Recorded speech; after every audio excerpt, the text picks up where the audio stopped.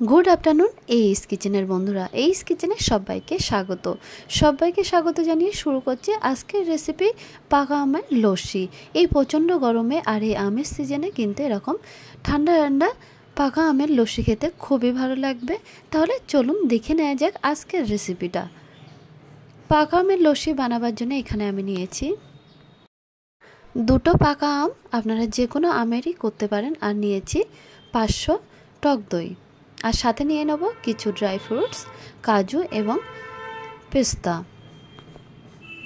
প্রথমে আম দুটো কেটে নিয়ে ভিতর থেকে এর পাল্পটা বার করে নেব। দেখুন, একটা চামচের সাহায্যে ভিতর থেকে পাল্পটা কিন্তু বার করে নিলাম। দুটো আমের থেকে পাল্প বার করে নিয়ে বেশ কিছুটা হয়ে গেছে। এখন এই পাল্পটা টক দইয়ের সাথে মিশিয়ে নেব। তারপরে দিয়ে দিচ্ছি ছোটো চামচের হাফ চামচ গরম মশলার পাউডার। একটা হ্যান্ড হুইস্ক থেকে বেশ ভালোভাবে মিশিয়ে নিলাম। আর যেহেতু এর থিকনেসটা অনেক বেশি ঘন, সেই জন্য আমি একটু হালকা করার জন্য একটু জল ইউজ করলাম। আর ড্রাই ফ্রুটস, কাজু এবং পেস্তা বাদাম একদম ছোট ছোট করে কুচিয়ে নিয়ে মিশিয়ে নেব। তারপরে সার্ভ করার পালা। তো সার্ভ করার জন্য আমি দুটো সার্ভিসিং গ্লাস নিয়েছি, আর গ্লাসের মধ্যে দিয়ে দিয়েছি 3-4টে আইস কিউব। আর পাকা আমের লস্যিটা কিন্তু এখন গ্লাসের মধ্যে দিয়ে দেব। দেখুন, খুব সুন্দর একটা কালার এসেছে।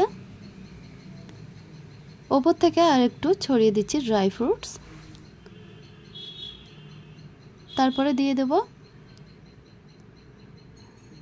কেশর। তাহলে তৈরি হয়ে গেছে পাকা আমের লস্যি। আমের সিজনে এরকম ঠান্ডা ঠান্ডা পাকা আমের লস্যি বাড়িতে খুব সহজেই বানিয়ে ফেলুন, আর এটা খেতে খুবই টেস্টি। তাহলে বন্ধুরা, অবশ্যই রেসিপিটা ভালো লাগলে কমেন্ট করে জানাবেন, আর ভিডিওতে একটা লাইক করবেন। আর আমাদের চ্যানেলটা যদি এখনও পর্যন্ত সাবস্ক্রাইব করে না থাকেন, তাহলে সাবস্ক্রাইব করার জন্য অনুরোধ থাকলো।